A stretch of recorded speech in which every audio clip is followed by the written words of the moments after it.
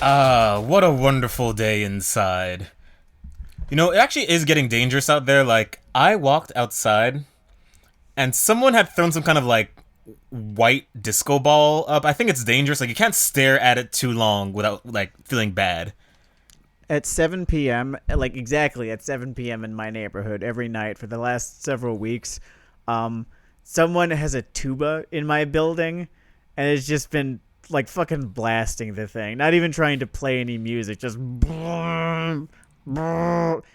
until for like 5 minutes or so, like a church bell, like some horrible fucking church bell.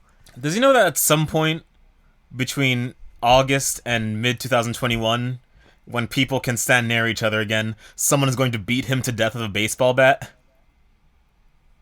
Is he just It might aware be of his me. future, like, encroaching on him like that? Well, here's the thing: is that it started with him, right? And now at 7, inspired by this dumbass, I guess. Just everyone, I don't know if it's this building or the neighborhood in general, but people just start fucking hooting out the window. And I don't it's actually fascinating because most of the residents of my building are like middle-aged or older people or whatever, and it's just really interesting watching them having regressed to, you know, primates. It almost makes me wish that it was like I lived in an area that was purely reactionary boomers, like people just who refused to acknowledge this was happening. Because then at 7 p.m., I wouldn't get this half-assed world building element. It's I'm trying to understand, like I kind of understand the reason behind it, but I feel like I'm missing a step here.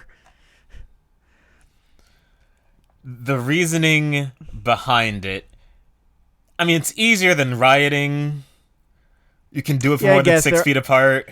most of them are like too old or frail or unmotivated to riot, which I guess that's good for me at the very least, because I am too old, too frail, and too unmotivated to riot. Certainly, Oh, that's how you feel? I don't know. I'm 2 years older, and I'm I in feel good like I'm in, company. like, the prime rioting bracket. Like, I've got a riot mentality. I have various objects just lying about. I don't know why. Is this stuff even legal? Like, I don't know if I'm supposed to have some of this stuff in here. It's very... I It's honestly my, don't like... feel like samurai swords are the most riot friendly of weapons.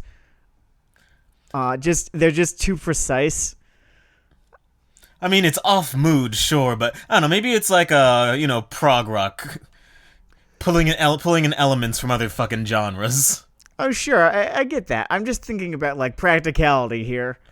That's a point, and I guess rioting isn't more inherently kind of a punk rock thing. Yeah.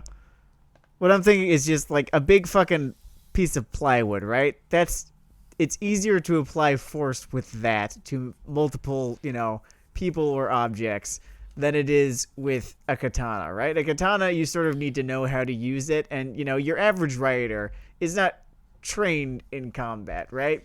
So I guess like But if you wouldn't it be were, great to watch? Like, wouldn't you really enjoy that? that's what the Boxer Rebellion was, right? Oh man, I'm sure Just a there'll bunch be of people some. rioting who are trained to riot. Oh, that fucking great. I'm sure there'll be some good media all about this, but that's not what I'm really interested in. I'm interested in what the really like shitball sitcom episodes, like just all the wannabe bottle episodes that come out Oh of recreating God. this moment. Yeah, I'm not excited for. I'm wondering what kind of shitty music I mean, we've already gotten some shitty music, just like celebrities singing Imagine or whatever. It's boring. I'm wondering like if Wait, there's wait, any wait. Imagine interesting was a lot of shitty music. things. I don't know if it was boring. Like, I haven't had a resentful laugh that pure since a Bush family member died. When was? Oh yeah, right. HW. Yeah, I forgot about that. Um, I don't know. After like the sixth one did it, the novelty wore off. I don't know, man. I think there's a big one down the pipeline in about 10 years, and I don't know what shape I'll in. I have to try to keep in shape so I can still do a backflip when Bush Jr. dies. I By the way, to my awareness, there's about 300 of you, and statistically, some of you are conservatives. I kind of want to know what the listening experience is like, because I know it's only 4% of content on this podcast that's like this. Do you just, like, hum and just scroll forward until you hear the word isekai, or... It's a fun thought for me. It's a fun thought. But speaking of punk rock applications of things, both of the shows we're doing today have a very chaotic wavelength. Oddly, it was interesting and fortuitous, right? That we were watching one show and then decided to check out the other because they have a decent amount in common. Oddly, no, like in a way that's slightly hard to describe, but we'll get there. The first show is a show that everyone knows. It's we're going back. We're gonna do a retrospective of Kill la Kill here. It's actually my first time going through the series in its entirety, so I'm experiencing a whole lot of these fun things for the first time. I was exposed to the show as it was released live, episode by episode, and that was a fucking trip. There's been a whole lot of ink spilled about Kill la Kill, so I don't want to get too deep into, the common discussions about it, like whether it's satire, whether it's good satire, etc., etc. Mostly, I just wanted to offer up one or two things that I've noticed about it that they're just meant something to me in particular, which we'll get to once we begin the actual discussion about it. So I guess I'm going to do the broad context sweep, I guess.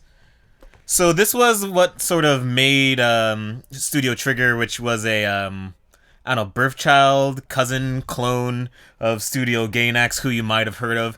And if you listen to a show called Weeaboo Hell and you haven't heard of Gainax, then I don't know, I feel like the community has failed you on some level. Like, you should really just yell at the next weeaboo you meet or see, because they're not trying to build. They're not trying to build something together. So they could have done more to foster the young of their community. Yeah.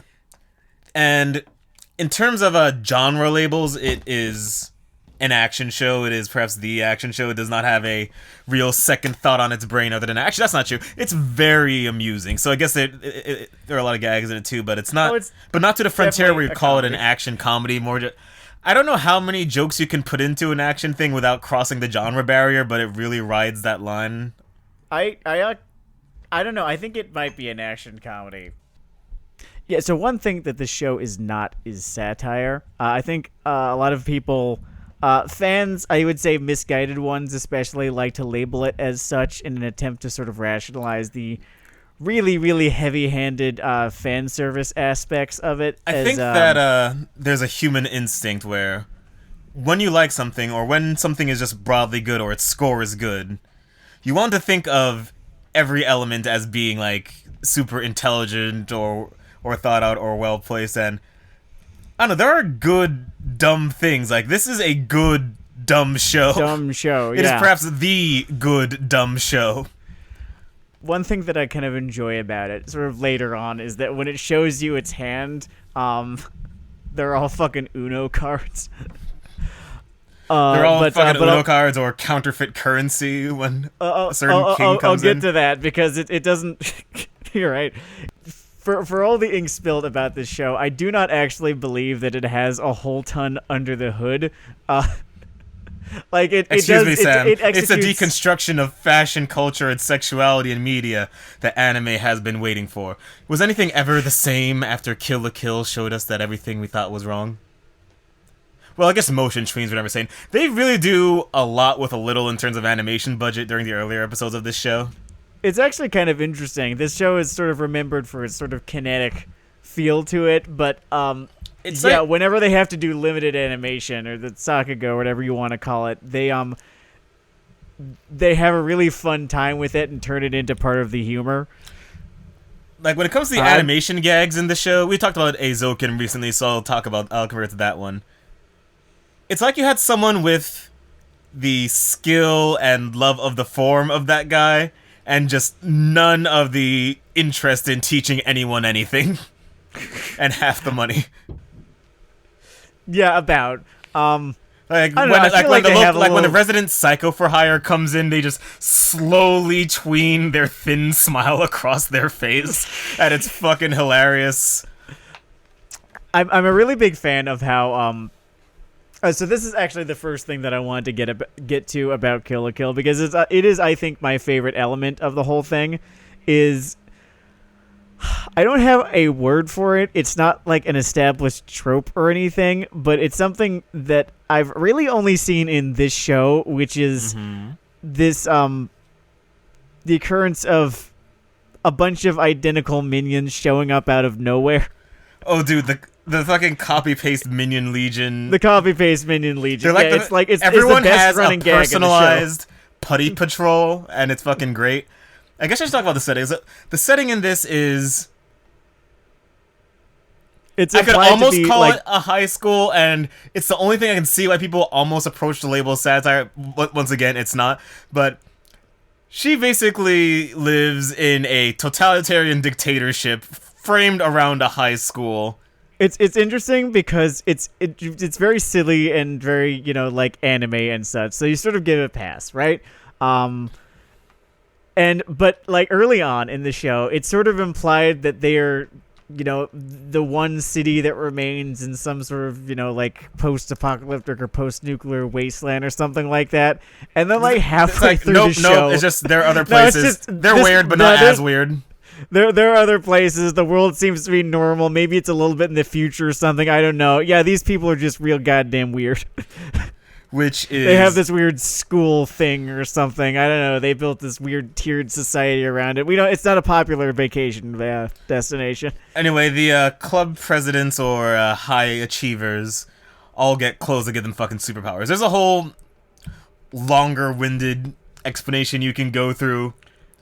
But what it amounts to is a frame for... on it, in fact. They do. But there is... It's a frame for gags and violence. Yeah, this does feel... I know that they weren't, right? Because animation requires a pipeline or something like that. But this did actually feel quite a bit like a show in which they were sort of writing by the seat of their pants. Maybe they were, and they just decided to animate the results of it. Yeah, and I guess the reason I was drawn to the punk thing, other than the fact that we had that whole poster frog joke last episode, is just... This show is basically like motion... 3 chords and the truth? This is like motion tweens and the truth. Or just motion tweens, fan service, and violence. They have three things on their mind. I'm actually kind of surprised that I'm not more turned off by the fan service than I am, like, given my predilections. Like, if you've been listening, you know how I am with that sort of thing, right? I think it's the fact that the art style and animation are as goofy as they are. I've been trying to put my finger on why it doesn't particularly bother me, and I think that probably has something to do with it. If I could put my theory towards it, because I live in your fucking head... I think there are a few things. First off, there's just a lot happening visually at any given point, so you're almost pulled along to the next thing before the okay, they're at it again kind of thing can set in too deeply. That's true. The second thing is that in the 1 or 2 themes that it pretends to chase, it at least is a surface level topic, so feels maybe less random than it might. Yeah, that could very well be. They it's not as gratuitous as it is in some series, and definitely in the series that we're going to talk about later today. I also think that there is definitely something to be said that a lot of the times over sex stuff, like, it's trying to make up for shortfalls in something, whereas here I think it's more of just a unnecessary addendum to something that was working, which is better than just trying to support a faulty structure with it, if that makes sense. Yeah, I get that. Yeah, it's not trying to paint over like a fucking fist-sized dent in the wall with just a poster of someone's ass, in essence. This is true. I think if I have like a little mental image that I can conjure up for the show, it's just someone taking a dial labeled anime bullshit and just turning it all the way to the right until the machine breaks. Yeah, they just turn it, the dial fucking snaps off in their hand, more anime bullshit leaks out of the machine. There is one thing about this that I kind of couldn't overlook, though, is that in the first these jokes kind of disappear pretty quickly, but in the first couple of episodes, there's just a whole lot of jokes about sexual assault that there was really no plastering over them or really any sort of. You really can't make any sort of argument about how it's like kind of part of the goofiness or whatever. They stick out like a Here we see the man trying to avoid the term sore thumb. Can he find Yeah, them? no shit, fuck me. Yeah, dude, you got me. I was trying to find a more colorful. They stick out really badly. They kind of are uncomfortable to sit through, and then you're sort of having to try and move on to whatever like the next joke is to, forget that scene happened and that it was as in poor taste as it was. What I will say, I mean, I guess to the show's credit, is that, yeah, they stopped making those jokes after the first couple of episodes. I don't know if it was because all the writers decided... And fucking sight gags really fill that void. And, by the way, we watched the dub for this because, A, it's an older show, and B, when there's a decent dub, we tend to gravitate towards that Sumi. And I was really impressed by... That's very good. What the cast did on this one. Yeah, I was like, everyone was...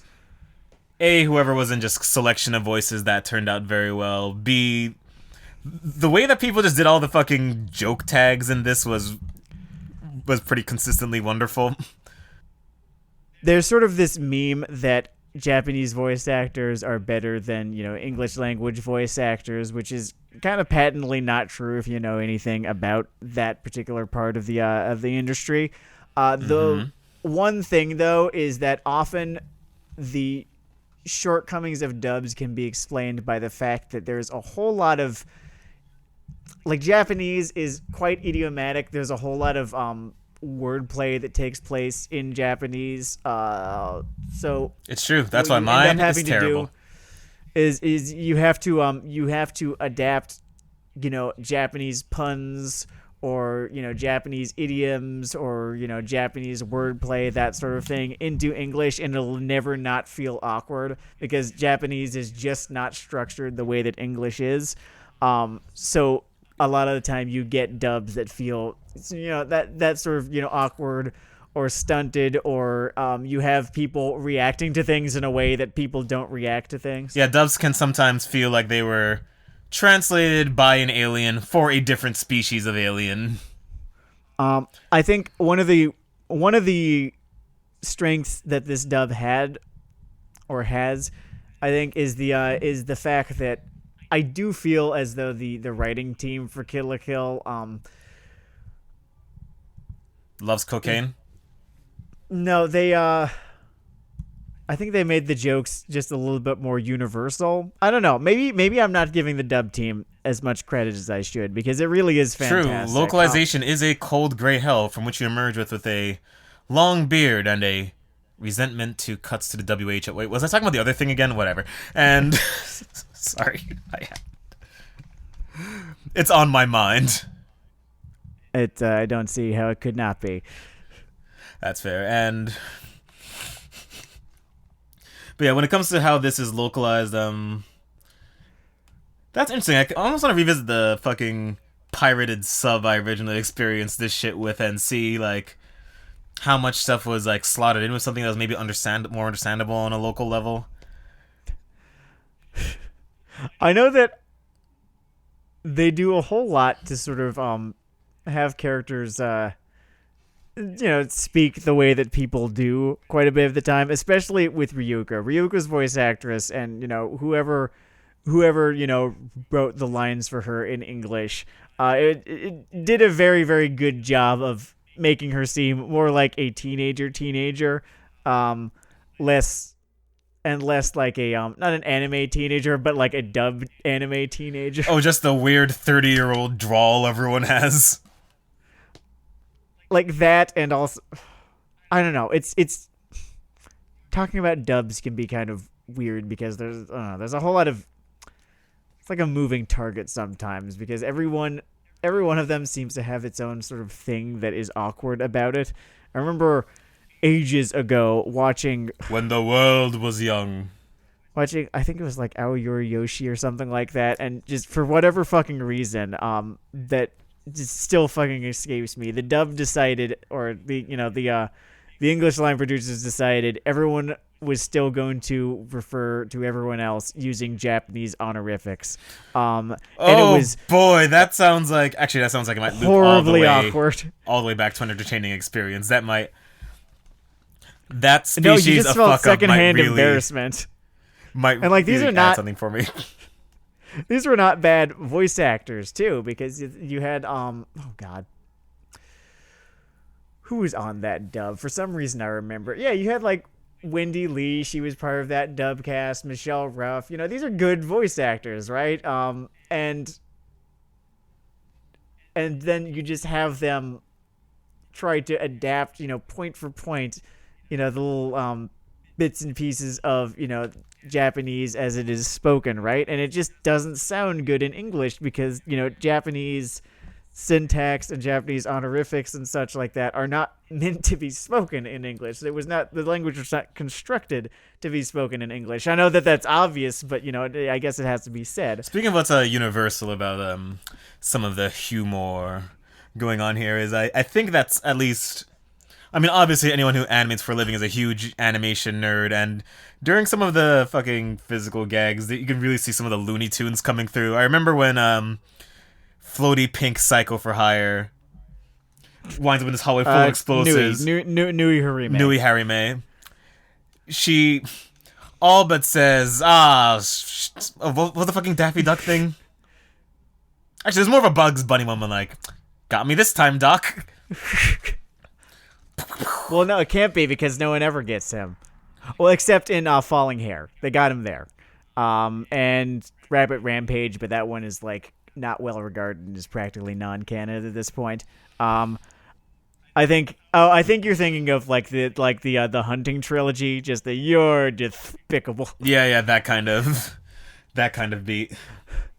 Although I don't know, at times because of all the clown shit going on and the fact that Ryoko is very much not silly in the way that she is an excellent straight man for all of this. She really comes off as like if Daffy Duck got a push or something. No, yeah, for real. I was about to call her like Daffy Duck in a bikini, and like she's here in a tennis match to the death, shouting, "You're not playing by the rules."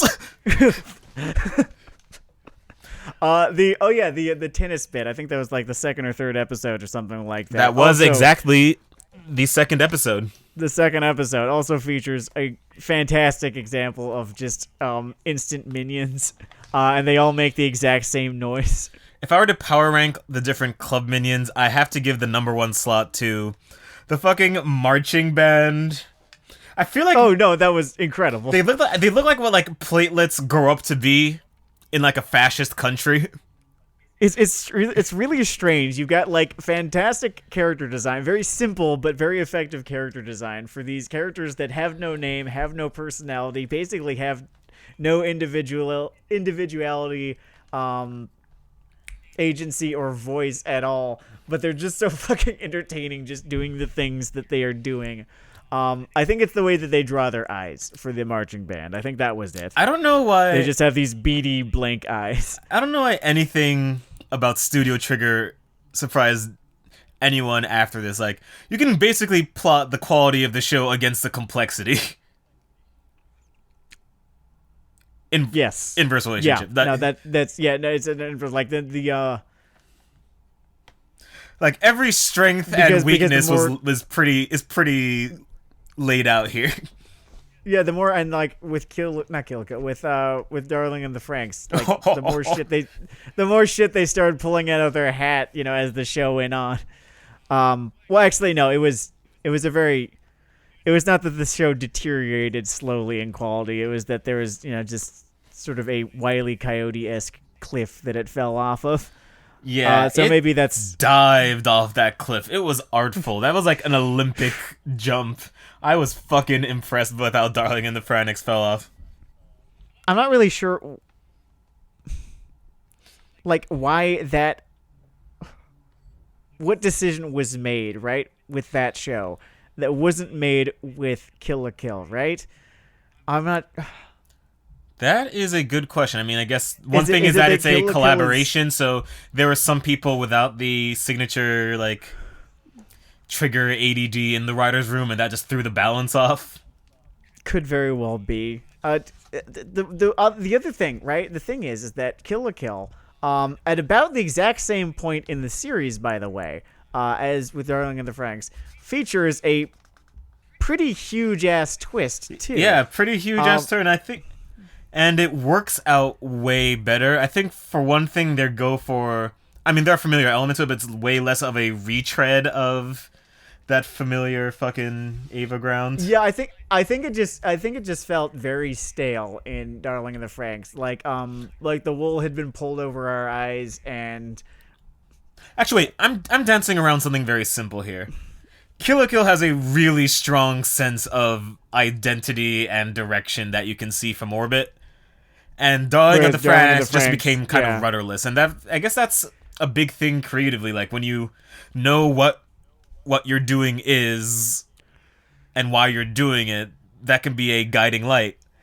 And for some people, that means making it about an evil clothing corporation trying to take over the world. Does it What's make interesting sense? is that Not fucking really. Do they understand what they're doing? Totally. And sometimes that's enough. it's easier to have a show be like Gurren Lagann than it is to have a show be like Neon Genesis Evangelion. Maybe that's it. That is a. I think that's a good point. Like I think, while both require immense talent to make an Eva, you would also need a little bit of a big brainedness. Could be. I actually almost feel now that I've said it that I'm selling Gurren Lagann and Kill la Kill just a little bit short. I know that a whole bunch of the same team worked on all three series, right? Like Kill la Kill, not Evangelion. I mean maybe Evangelion. Kill la Kill, Gurren Lagann, and Darling in the Franxx, right? I think it was like a decent amount of the same people worked on all three series. Yeah, and it's that thing I was talking about earlier. You know what I love about things like this? It lets me tell people to shut the fuck up when they try to defend something as like just a fun action show or just a stupid action movie. No, this is what a good stupid action movie is like. That's true. Like most things that people try to defend of that tag, like if you break them down like block by block, I know I've made this point before, but they're basically crap dramas of fight scenes attached. This is what like when you say something's a madcap, loose logic, rockabilly action show is what that should feel like. I'm gonna make a food metaphor here because I like food, cooking, etc., shit like that. There's a thing that I learned about junk food, right? Is that junk food is actually designed, I guess you could say designed, right? Formulated to be a little bit bland, right? So that you will eat more of it because the palate actually gets exhausted of big fucking flavors fairly quickly, right? I don't know, like it's this sort of biological thing, I guess. I don't really know like the word for it really, right? But I think it might actually be your body's sort of mechanism that stops you from eating once you've had enough, right?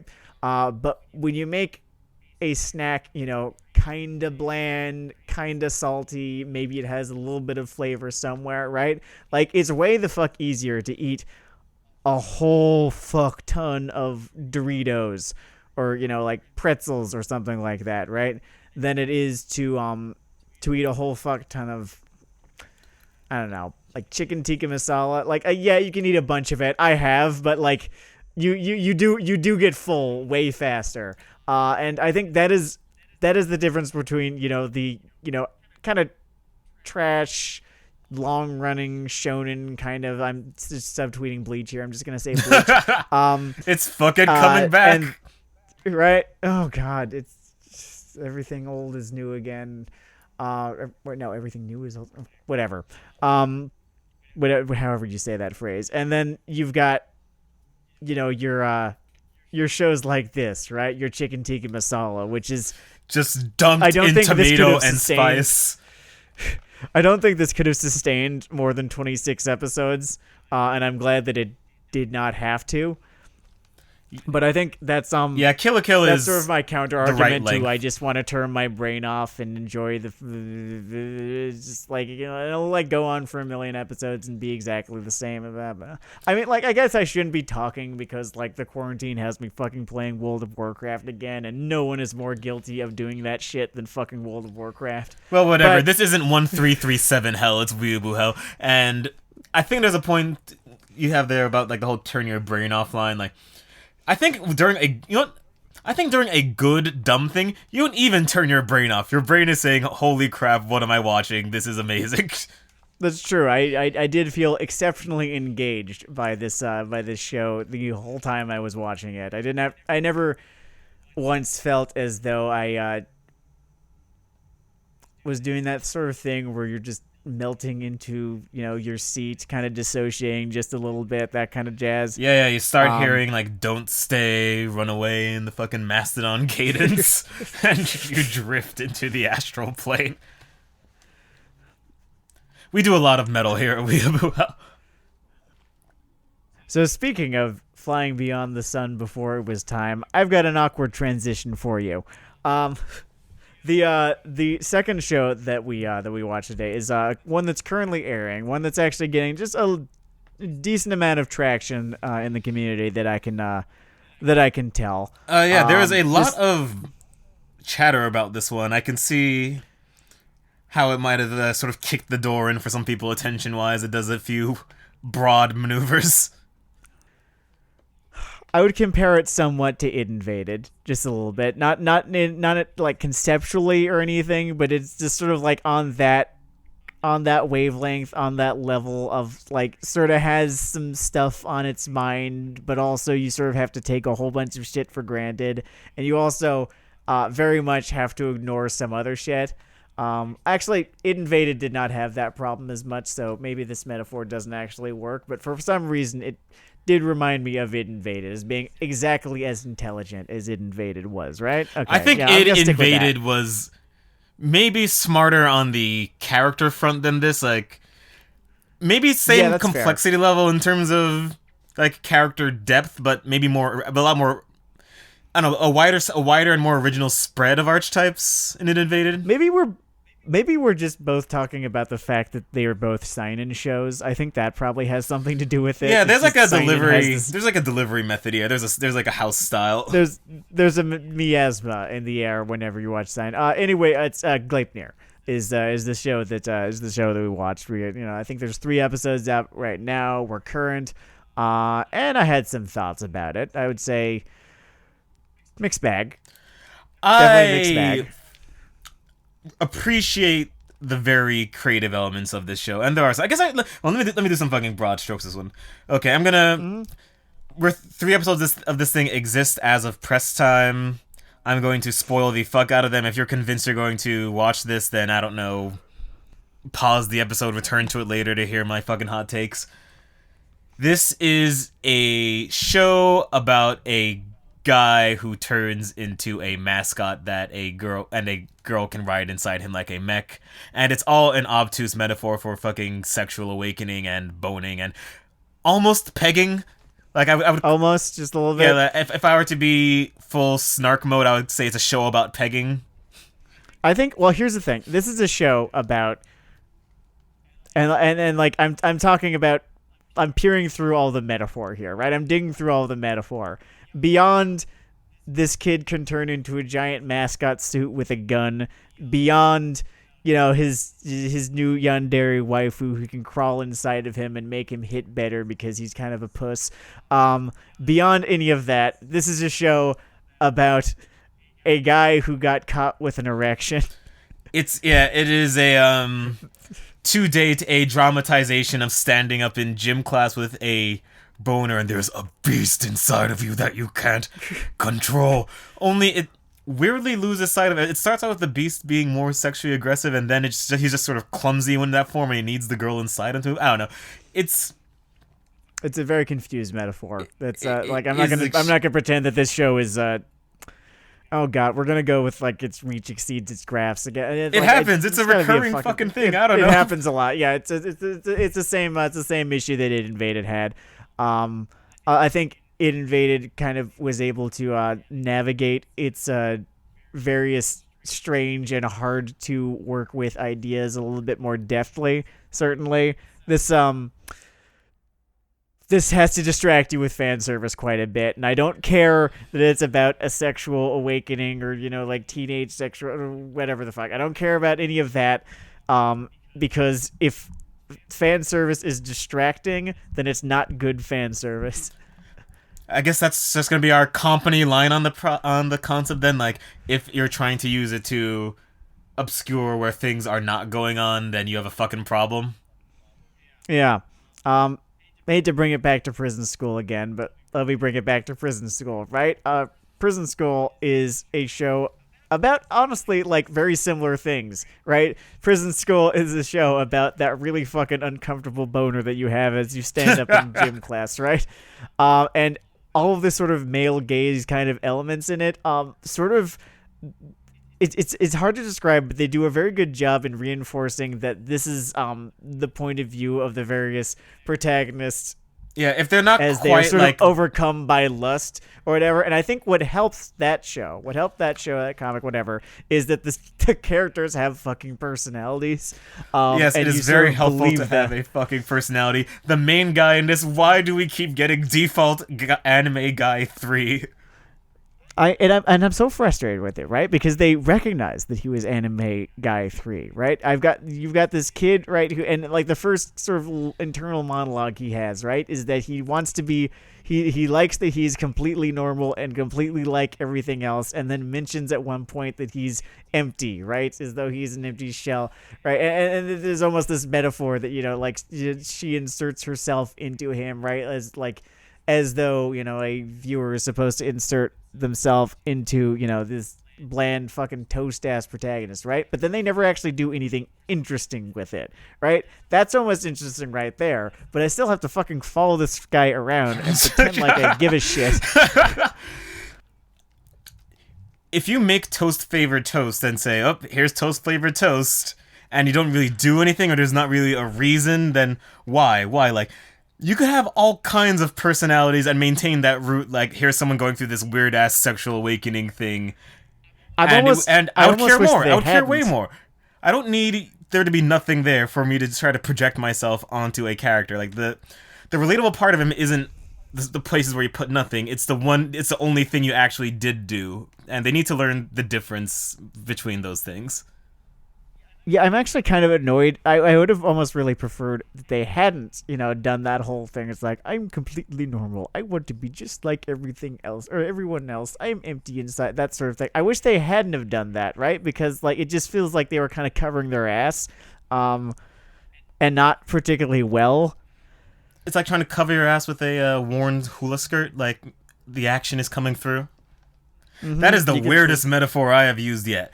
I don't know, You were actually able to come up with one, so you're already, doing way better than I am this evening. I guess when it comes to the whole, I don't know, sexual dialectic in this fucking show, I should mention that there's this whole thing going on where his girlfriend is one of the, not girlfriend, whatever, mech partner.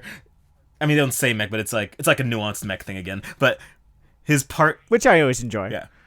Yeah, and the way they did it was one of the more interesting things. And I do enjoy this aspect of the show. It's very interesting. I mean, I just should note that his mech partner has like that yandere style that they've been throwing around since Mirai Nikki. Well, maybe not quite yandere because she's not murderous except for herself, like she's suicidal. There's some terminology between it, but it's like she's like, I don't know, romanticized love letter to fucking pop culture version of BPD. The character's name is Claire Aoki, and I'm kind of predicting that the anime community is going to end up really liking her a whole lot, more so than I believe she deserves, because I would say that there are a couple different flavors of yandere, right? Mm-hmm. In all of my time watching anime. As an expert in the science. The first flavor is the kind who is just really, really wants to fuck the protagonist, like maybe a little bit too much, and they're kind of violent, right? And I don't find that too particularly interesting. That is the flavor that Claire Aoki is, right? Yeah. Then there's the interesting flavor, the one that actually has like some fucking menace to it, right? Like kind of has an ass on it. This is the kind. This is the kind that like wants to slice off your gonads so that she could have them. That's the far more interesting kind. Salient point, Sam. It feels way the fuck less like a fetish than it does like an actual sort of menacing character archetype. Salient point, Sam. Though, if I could make a small correction, the way that they normally execute these, I believe that both usually have an ass on them. But tish. But I didn't. Yeah, if I could just get a whole drum roll on that fucker. And yeah, she does not have that little venomy twist that would endear me more to the use of it, I guess. No, I don't feel like she's actually that dangerous. Like, there's never any sort of sense that, protagonist kid, I don't care what his name is, he sort of has one. I never get the sense that he's in any danger from her. Like, yeah, she puts him in danger, but that's not really what I'm talking about. Yeah, that's fucking fair. I don't know. In the same way that I think you get a sort of visceral irritation with things that look like they're just drawn off one hand the whole time. Sometimes there's some, and maybe it's more the archetype than the specific execution, like exclusively, but like character archetypes that are written with one hand, my eyes just sort of roll back to the back of my skull, and I think, when will the next thing happen?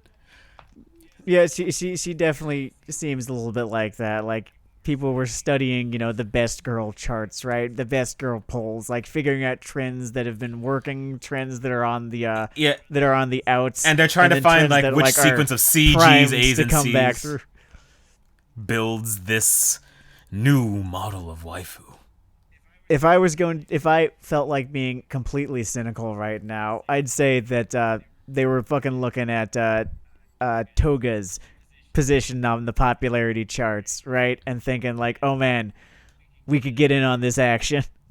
And thus this season's yandere waifu was thus born. And two production executives just tilt wine glasses at each other in the air. We've done it again, my man.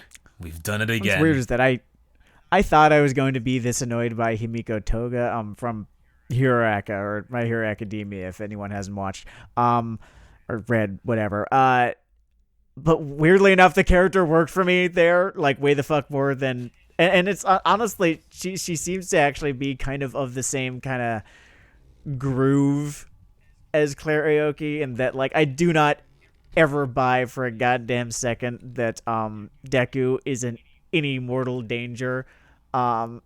From Himiko Toga, sort of the way that I do not buy that protagonist kid is in any mortal danger from Claire Aoki here, right? But I don't know, and I thought I was gonna be really fucking annoyed by Himiko Toga, but I wasn't. I'm still trying to put my finger on why. Does Toga even have the screen time to really get annoying? Like, one thing is that I think as the duotagonist of this show, Yandere Girl here is really exposed in terms of fucking character depth. Yeah. They're conservative with how they use Toga in that show, for certain. And I think like when she first shows up, right, impersonating, like another character in Hiraka, like that was an interesting enough way to introduce her character. Wait, hold on.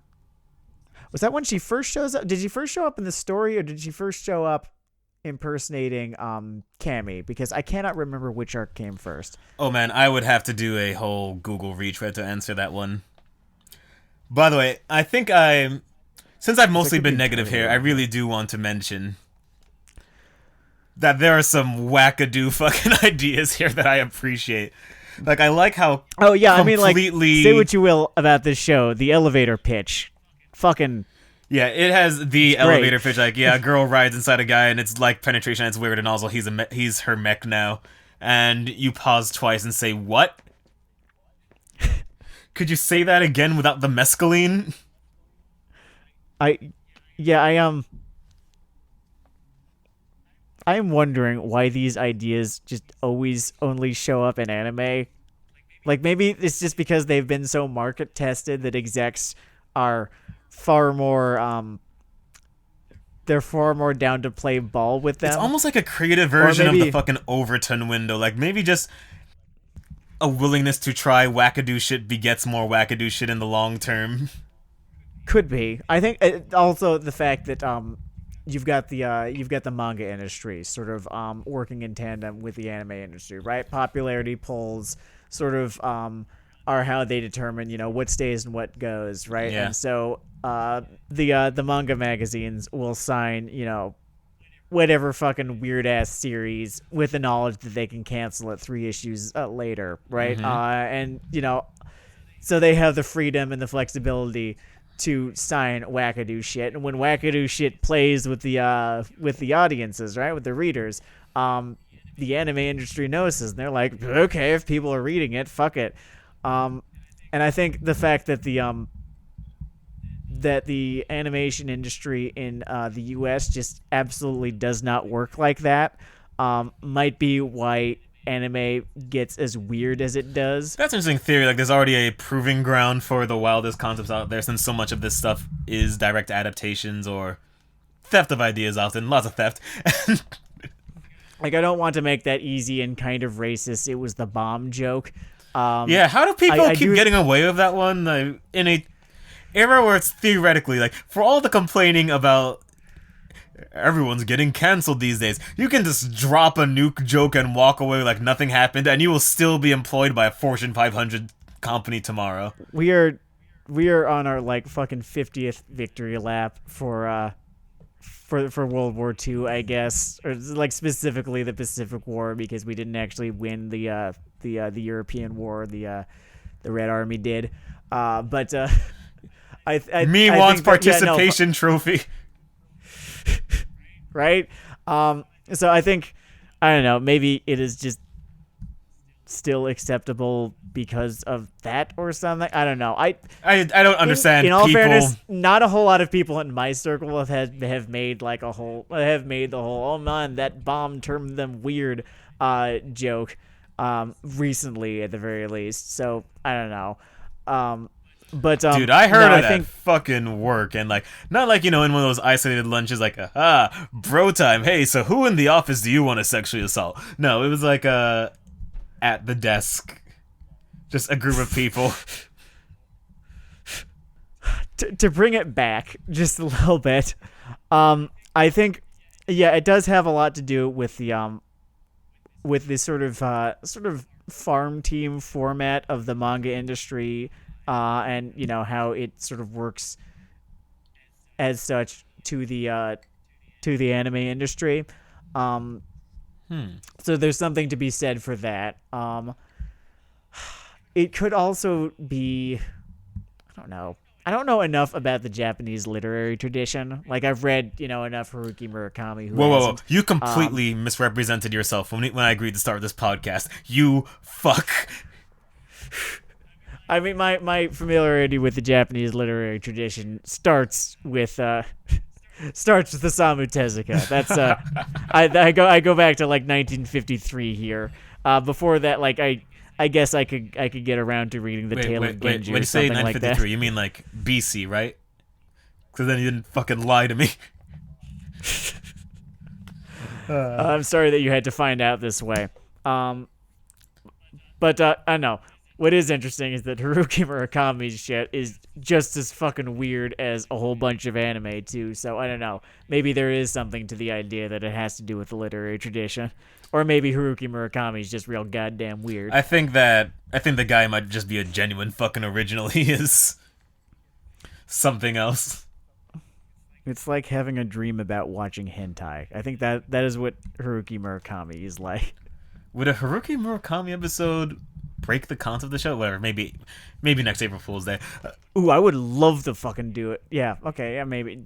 I would love to do a Haruki Murakami episode. He's not oddly enough, like, as very Japanese as his stuff is, it's oddly not very weeby, if that makes sense. I don't know, like, I don't think like he's ever crossed over to that side, or they've ever crossed over to his side. That's interesting. It's interesting, the little walls that form up. Anyway, another problem with this show is that sometimes it has trouble holding your attention.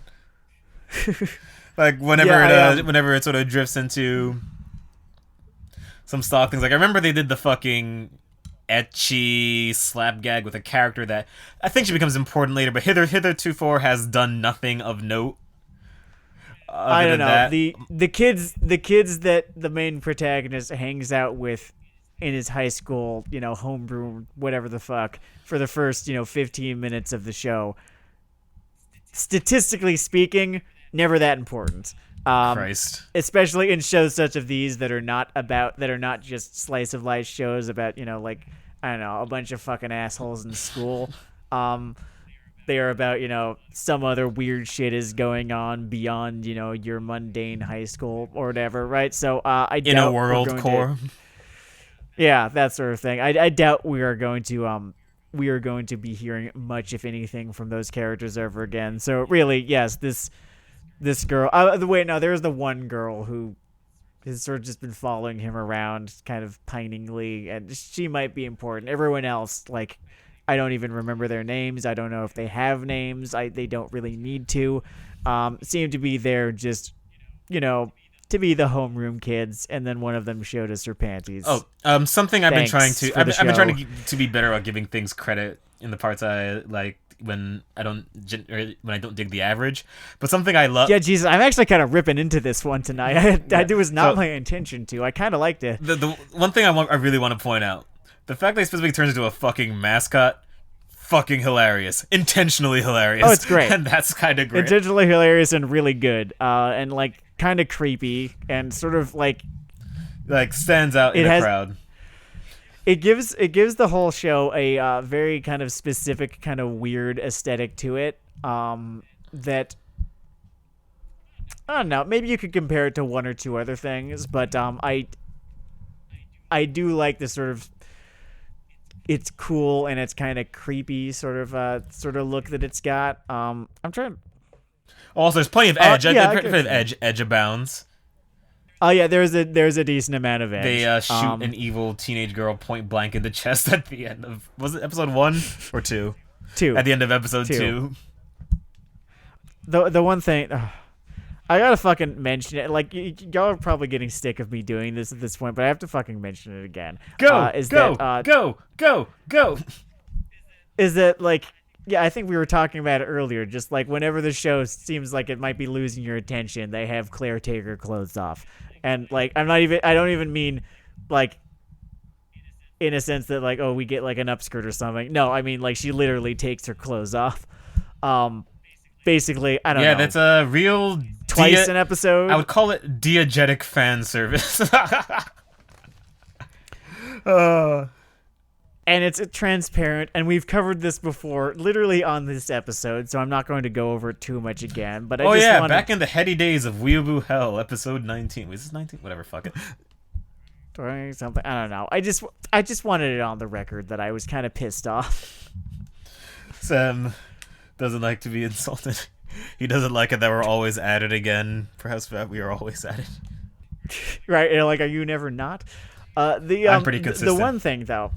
The one thing, though, is that I did feel as though instead of being actively insulted, I did feel like, hey, what's the big idea? I was enjoying this. Yeah, and that does speak to its credit. So it does speak to the show's credit that I can be sort of like rudely interrupted by fan service rather than, is this the best you fucking got? You do feel like there's something here, and I think this show, I think it could pull up. I just does not have really full marks or momentum for me as it is right now. Yeah, I'm expecting this one to sort of clock in at probably like a 6 or a 7 for its final score by the time it's over. I mean, like, I could be wrong. This could, get fucking nuts. It could just get real fucking good the way the Demon Slayer did. We could just say, like, wow. Remember when Gleipnir got us through the darkness? Right? It could happen. It's, like, with the 12 episodes that this is probably going to have, I doubt it's going to. Just do the math. That's, like, it's not long enough. But I've been wrong before. Like, here's the thing. Demon Slayer humbled me. Yeah, it feels... So I'm willing to... It feels good to know that things can really surprise you in a positive way, and not just the darling in the Franex kind of way. Anyway, these have been two very spunky shows, and this has been Weeaboo Hell. It's Weeaboo Hell. Thank you for your time, and good night.